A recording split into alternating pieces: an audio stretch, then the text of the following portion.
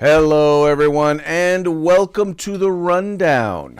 I will be your host today, Craig DeLuz, coming at you from the West Coast, the left coast, behind the Iron Curtain, otherwise known as the Sierras.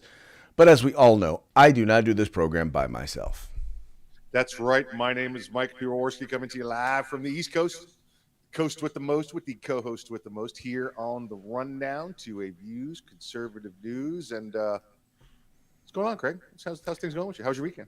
Uh, Going well, going well. Feeling kind of, snazzy today, ready for a celebration. Oh yeah, we got some clothes going on here. Got some studs. Good. You clean up quite well, Mr. Mikey. Oh, I'm not cleaned up at all. That's the beauty of TV. Yeah. Oh, It's nice, just, nice. yeah. So to what do we owe this prestigious occasion? It's laundry day. It's laundry Oh. day. No, it's our 400th episode. What? 400. That's right. Episode 400. We started this program back in March of 2020. Actually, was it March or was it? It was just before COVID became a thing. It was March. We were actually in COVID, if you recall, because we said it was a month after COVID started, and they decided to continue the event rather than deal with the COVID because it's Florida and heck yeah, America. Yeah. Anyway, had a good time, had a phenomenal time. Anyway, so it's been 400 episodes. We are on, for those of you who do not know, we're on Monday through Friday. So we're on 5 days a week. So needless to say, it didn't take us a long time for us to get to episode 400. But let me tell you, you have absolutely no idea what goes into trying to come up with content 5 days a week. I must spend at least 5 or 10 minutes looking for stories every day, Craig. I know. It's a slave drop. Exactly. Well, and then I think the funny part is I think we spend more time talking about it than we actually do, looking for the stories. Of course, being especially here from California, there is no shortage of stupidity that pops up in the Facebook feed. Now, listen, folks, when Craig says we spend more time talking about the stories, he means like, did you get any stories? No, it's your turn to get them. No, it's your turn to get them. No, it's your turn to get them. We don't actually talk about the story. We talk about it's your turn to get a story. So, right. That's kind of how it works. Anyway, so you guys get to hear some of the behind the scenes mumbo jumbo. But anyway, this is episode 400, and we just want to thank each and every one of you who has been tuning in. I don't know if any of you have been tuning in from the very beginning, but if you have, give us a shout out in the comments. We want to thank our sponsors because they're the ones who've really been making sure that we've been able to keep this thing going. So, Mike, go ahead and give a shout out to those who are currently on the list of sponsors. yeah, let's say hi to our good friends over there at Hitman Industries. That's hitmanindustries.net. You know the story by now. If you got yourself an AR in the last 5 years, probably got one of their barrels and don't even know it. Well, now you can get a new barrel for your next build or replace the barrel in your current platform now. Hitmanindustries.net. California Republican Assembly fighting a good fight out there behind enemy lines. You see with the work they've done. Let's continue to support them so they get them good candidates in office out there in California. Then, of course, if you want some good combat gear, tactical gear, web gear kind of stuff, go to uscombatgear.com. And if you want a holster, I'm talking good holsters, concealable inside the waistband, tactical holsters, best mount, handmade, every one of them. Go to Hog Holsters, HAWGholsters.com, HAWGholsters.com, and use the code The Rundown, all one word, all caps, no spaces, and you get yourself a nice little discount. Get them now, because if you wait till the day before Christmas, you're not going to be able to get them shipped, and you're going to be out of stock. So go there now to Hog Holsters and get you a holster. Folks, these are the people that bring us to you, and they do so because they want us to bring you to them. So do us a favor, help us keep on the air, right? Help us pay the bills. All you got to do is follow the links in the description to this program. Go to their websites, see what they got there, and if you like what you see, spend some money with them, work with them, become a part of them if you're talking California Republican Assembly, which, by the way, I want to point out of our current sponsors, California Republican Assembly has been a sponsor from day one. So thank you, CRA, for your support, as well as to all of our sponsors. We can't do this without you. So thank you, thank you, thank you. Oh, did I say thank you? You did. Craig, I keep looking. I got to get me better lights. I know we've talked about getting me better lights, but I can actually see what you're wearing as opposed to this invisible black shirt. Listen, I've got to look at the whole. I had the jacket and everything right here, folks. My tux jacket, but you can't see the difference between the jacket and the shirt. And hold on, my lights. I got other lights and everything too. Hold on, I'm gonna show you. I'm actually wearing this stuff. Look. There's a. Dude, looking snazzy. Looking snazzy. There's a shirt. Here, let me get the single shot here. Let me get the single shot for you. There you go. Yeah, see, it's all there. It's all there. There you go. But you can't tell the difference. Hey, this is my favorite part about wearing fancy clothes. Craig, watch this. You ready? I love that. Very nice. Very nice. Yeah, I guess all right. it's like a crown tie too. Look at this thing. Okay, just so you folks know, do not get used to this. We're not dressing like this every day. Maybe for our 500th episode, but we got a ways to go before we get there. I say we make a big deal out of $4.99 and just blow 500 off. Just take the day off. Just take the day off. No, never have a 500th episode. Eventually, we're gonna have to have a 500th episode, or unless we just stop at $4.99. On the screen, it'll just say, "The boys will be back tomorrow. Happy 500th." For 30 minutes. We'll be back. Yeah, that's it. Stay tuned for more messages after this break. After these messages from our sponsors. Yep. Yeah, we could just run sponsor commercials the whole half hour. There you go. Maybe charge them a little extra. Oh yeah. I'm sure they'll go for that. They love I'm sure they will go for that. All right, Mike, let's get into today's news. All right, our first story is music to my ears. It was amazing the way in which Democrats made it a point, because they did not like Marjorie Taylor Greene. They removed her from all committee assignments because in their eyes, they kept saying, well, she's a danger, she's a threat, she's a whatever. She has not earned her the right. Being elected has not earned her the right to be able to sit on a committee.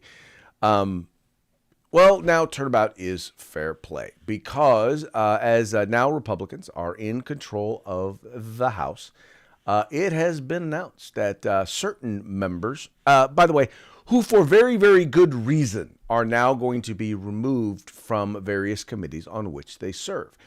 And those folks include Adam Schiff and Eric Swalwell, who are both on the House Intelligence Committee, as well as Ilhan Omar, who is on the Foreign Affairs Committee. Now, here's the reason why this makes sense. So first of all, you have Adam Schiff, who has already demonstrated that he is a liar. This is the guy who basically said, now he's supposedly we have all of this secret information, all of this, classified information. He was saying that he had that showed that Donald Trump was in cahoots with the Russians. And guess what? Nothing ever materialized. He had all this secret information about Ukraine and President Trump. And once again, nothing ever materialized. The fact is he used his position to pretend like he had damaging information on the president, and it never, ever happened. He never actually ever had it. So that's the issue with him. Eric Swalwell, we all know he's, was sleeping with, or at the very least was in a relationship with, a known Chinese asset, or as the proper terminology, or the more common terminology is a spy.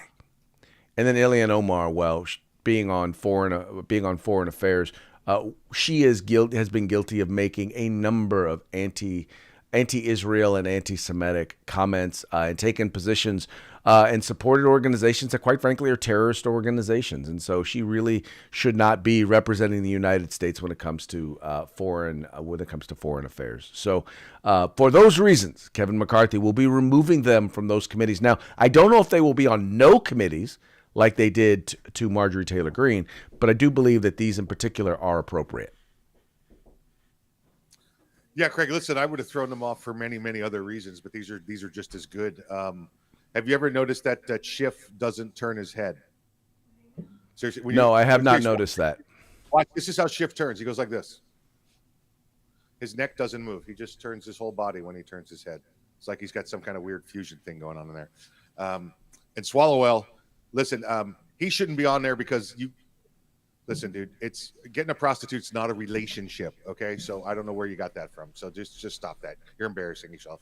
I mean, yes, she was a Chinese prostitute, and a Chinese spy prostitute, but that doesn't make it a relationship. So yeah, know your boundaries. Know your boundaries.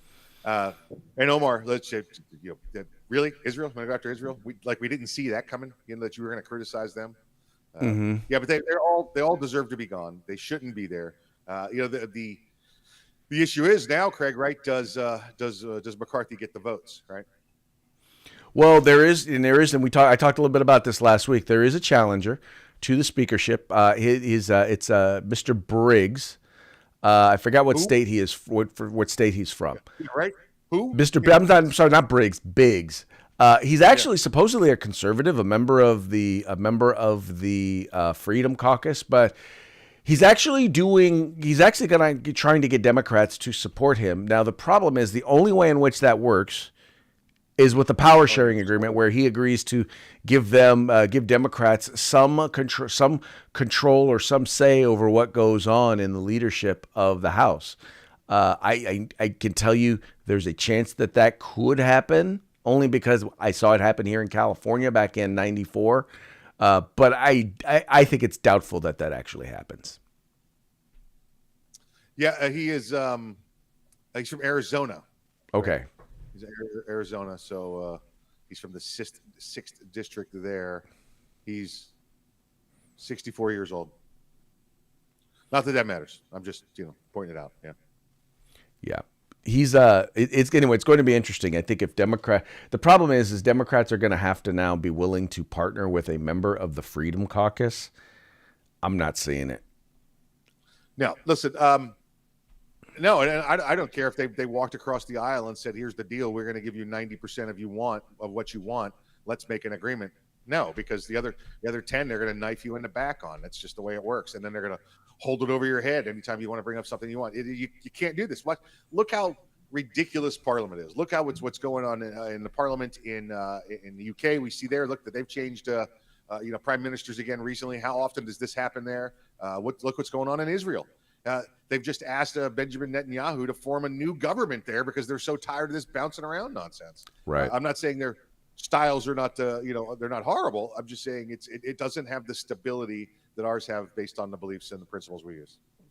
Right. So, I don't see that happening, but I do see that. And the challenge is Kevin McCarthy is seen as a part of the establishment. While he did support President Trump, he's seen as a part of the establishment. I can tell you right now, from my experience, him when he was the Republican leader in the legislature here, he is part of the establishment. He is part of the swamp. Having said that, he is better than anything that the Democrats have to offer. Yes, sir. Absolutely right. Again, you're never going to find a candidate that you agree 100% with. If you do, it's you should wake up because it's not real. But you find that guy 80%, voting the way I want. That's what I need. That's what I need. And the other party is going to be less than 50%. Right. Well, and here's the thing: in order to be a legislative leader, you have to be someone who can bring together people who have very different interests and get them to go a certain direction, right? You're almost never going to see there are in very few cases are you going to see someone who is an ideologue become a legislative leader. It takes large majorities. It takes something like what happened with the Contract with America and Newt Gingrich. It takes something like that to have somebody who can become who is going to be able to come in and be a leader and have a mandate. Republicans right now do not have a mandate in the House, so you need someone who can bring together both the conservatives and the establishment folks in order to take control. I hate to say it. Yeah, hopefully he's the guy. Right? Yeah, hopefully he's the guy. We got Rick Scott trying to at least bring the mandate, if not bring the leadership, trying to force a mandate. Let's see if McCarthy can do it in the House. I don't see Rick Scott doing it. He's not the guy. Well, I said he may not bring the leadership, but at least he's trying to force a mandate. There you go. Okay, yeah, no, that is an accurate statement. I get that. All right. Speaking of, here's an interesting one. Speaking of mandates, for some reason in San Francisco there appears to be a mandate that has to do with guaranteed income and the transgendered. That's right. In San Francisco, they're launching. Now, this is the third program that they've launched that are guaranteed income. They've already done it for South Pacific Islander women, and they've done it for mothers and for African American mothers. But now they're going to now offer guaranteed income to transgendered people. That's right. If you are transgendered and you are a prostitute or an illegal migrant, and a low income transgendered illegal immigrant.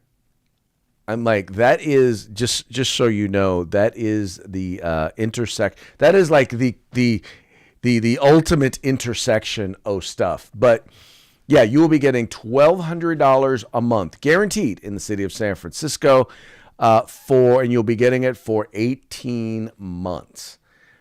Now, I'm just trying to figure out, with everything that is going on out there, who thought this was a good idea?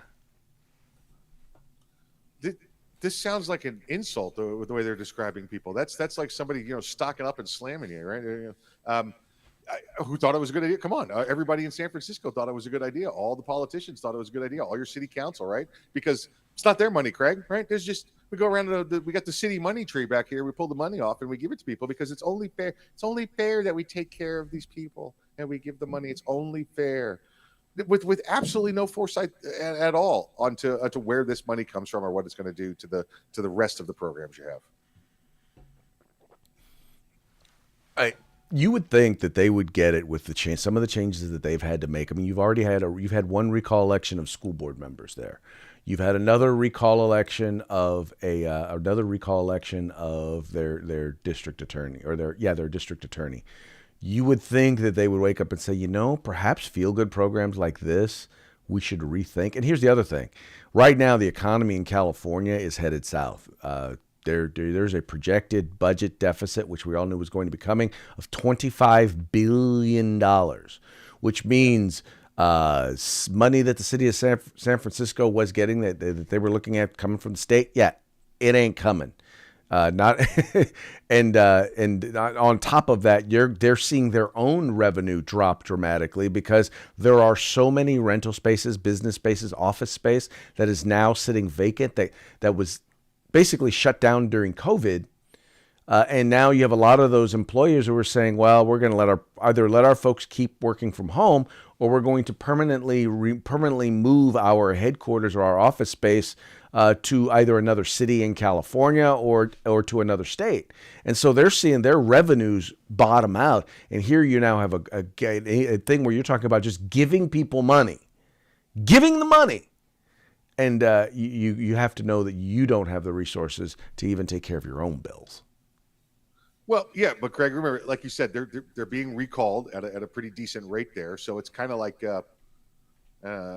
playing blackjack on the Titanic, right? You got $20 bets going, then they tell you the ship's going down. You're like, screw it, give me $1,000 bets, because it's not your money, and you're going to die anyway, right? They're going to be pulled out of office, so what do they care? Might as well be known for the guy who played it big to the last day. That's their plan. That's their plan. They have, again, no care about the citizenry whatsoever. Oh, they're going to make this mandate or whatever for these transgender. By the way, Craig, shouldn't that be trans date instead of a mandate? A trans date? No, I'm not. We're not doing any trans dates here. You can't call it a mandate anymore. That's way too. That's way too specific. So it's either got to be a trans date or you can't have it at all. Okay. Yeah. Anyway, on that note, we're gonna move along. Oregon voters just recently passed a sweeping new anti-gun, anti-Second Amendment piece of dribble, and the funny part about this is that it is already on its way to being sued. There's actually a sheriff there in the state of Oregon who is actually going to be suing. You have the Oregon Firearms Federation and Sherman County Sheriff Brad, is it Lowry? Sounds good. Yeah, Lowry. Sounds good to me. They actually filed suit. Now, this is a bill that, number one, it does a few different things. One, it creates It bans magazines greater than capacities greater than 10 rounds. It creates a firearm registry there in the state, which we all know has already been ruled unconstitutional. It requires you to get a permit in order to be able to own or possess a firearm. I believe, I'm trying to think, what are some of the other stuff that it does, Mike? You got your universal background checks. You've Yeah. got, I believe they're going to do the fire. Excuse me, the ammunition. You have to advise when you're buying ammunition as well. They basically took the best of the worst of the gun laws, you know, that you see in many other states, and they put them in there. Well, and they did that in California, and that law is being challenged. It's just, folks, clearly the people who decided to put this on the ballot are completely and utterly ignoring what the Supreme Court has already said, and these are going to wind up getting shut down. One after another, they're going to wind up getting shut down. The problem is that it's going to take organizations. It's going to take our money, us putting up the money in order to file these lawsuits. For these lawsuits to do, and working its way through the court. This is in Oregon, so it's part of the Ninth Circus Court of Schlemiels. That's it. It's going to take a while for it to get through, but eventually these laws, I do believe, will wind up under the new standard getting shut down. Agreed. And now we've seen, like I said, the suits come forward. The sheriff, one of the signing members there, and it's not going to take long. Like you said, the only thing that's going to take long is the Ninth Circuit Court's going to stick their thumb right up there and just wait a very long time to answer it.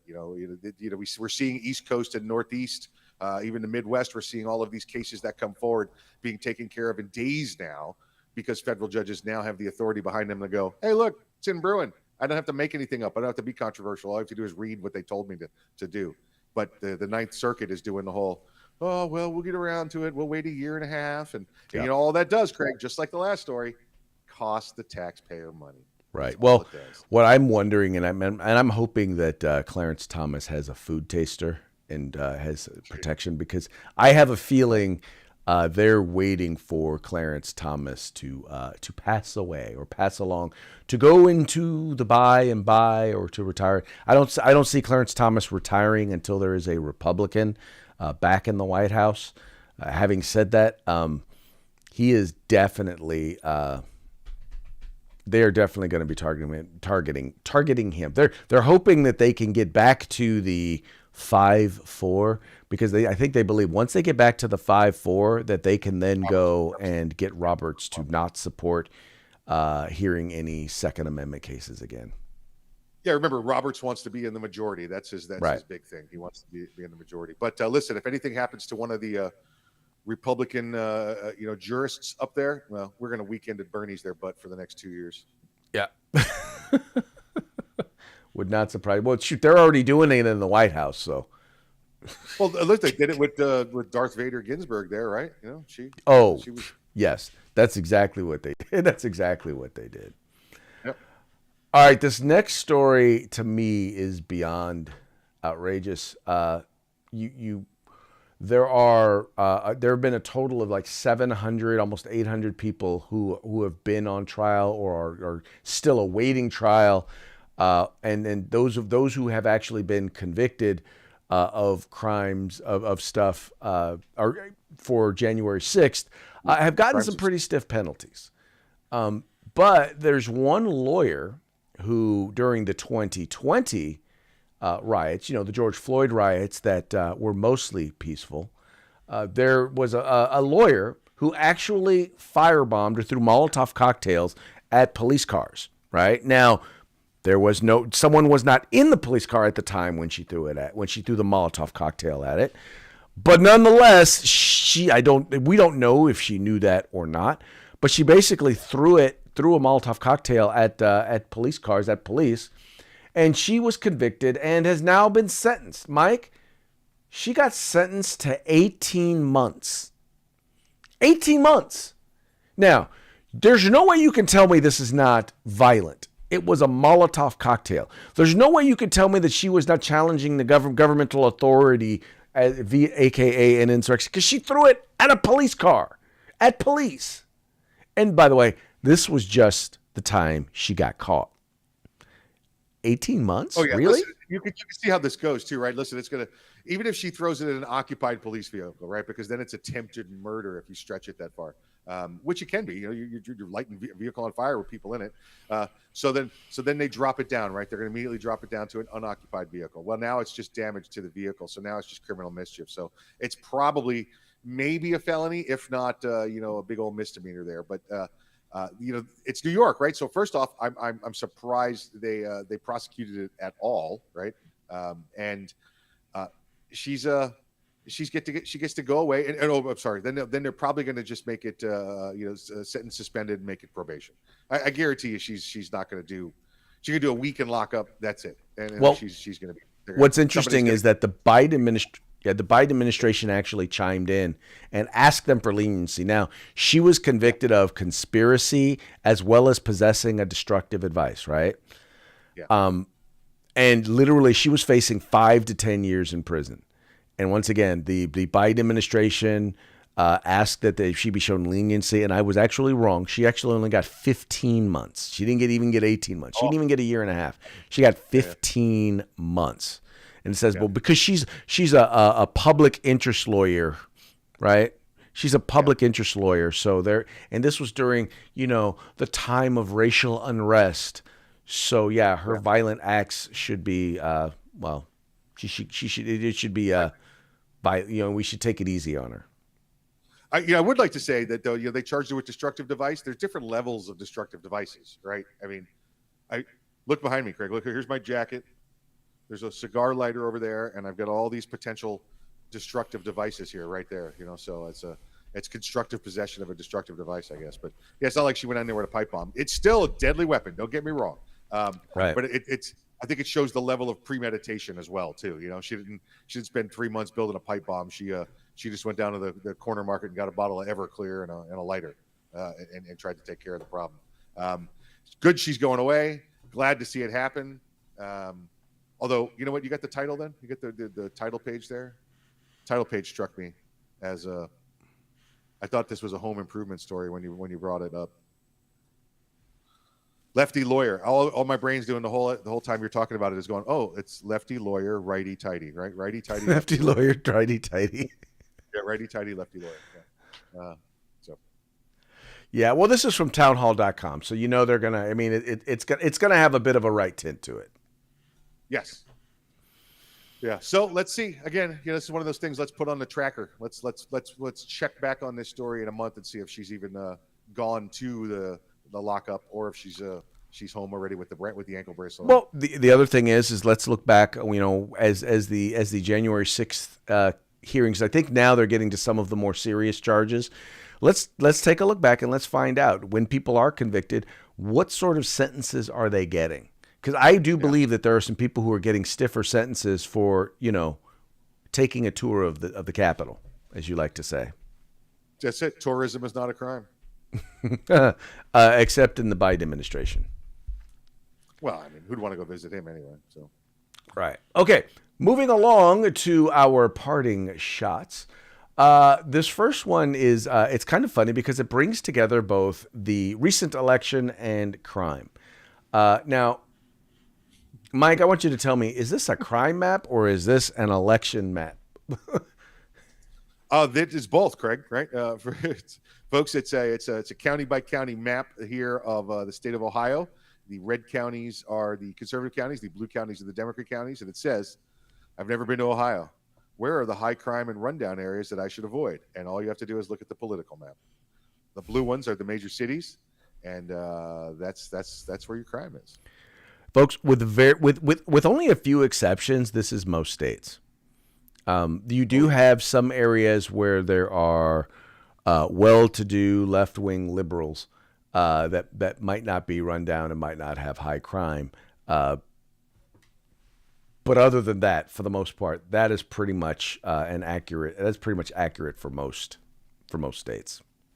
Well, you're right, Craig, and I've actually talked about this before. When you look at those maps and you see the blue, you see the blue around the city, right? And that's That's where the poors live, according to to the polls. That's where the people that are the poverty, the downtrodden, they all live around the major cities because that's where the welfare checks are. That's where that's the government handouts are. And then if you see a blue county right next to it, Craig, Mm-hmm. that's the affluent that moved out and now basically bought their own county and ran everybody else out of it. Well, exactly. Till they run that down. Yes. Eventually, they will run down that county and then move on. And then they'll move. And then they move. And eventually, you get to the point where you originally started, like a Detroit, is half abandoned, and they're growing corn downtown.